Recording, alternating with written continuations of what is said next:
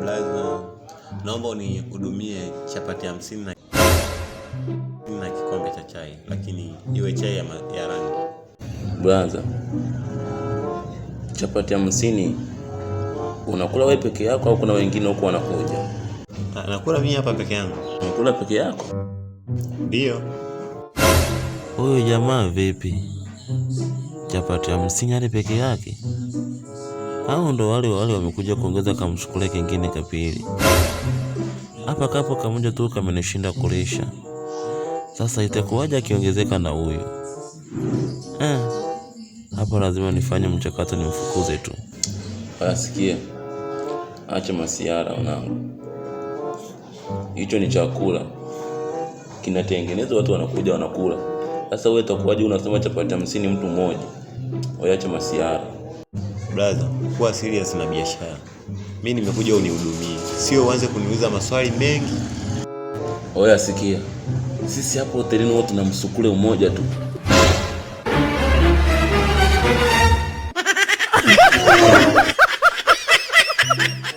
Sasa kama hata kuongeza msukule wa pili, mimi sitaki.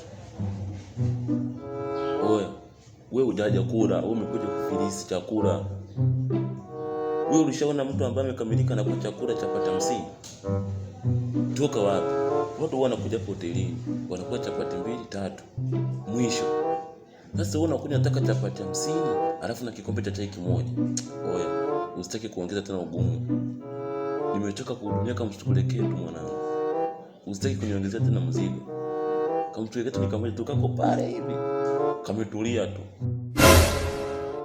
Sasa brother, wewe unanihudumia au nihudumie? Nataka nijue kitu kimoja. Sio niulize maswali ya kijinga wakati mimi mwenzako hapa nasikia njaa. Sitaki mwanangu. Mimi sikuhudumii. Unataka kuniongezea mzigo mwingine ambao mimi siupendi mwanangu. Nishakwambia. Sisi tunakamsukule kamoja tu hapo hotelini.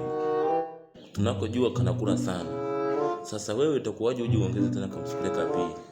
Wajichenge.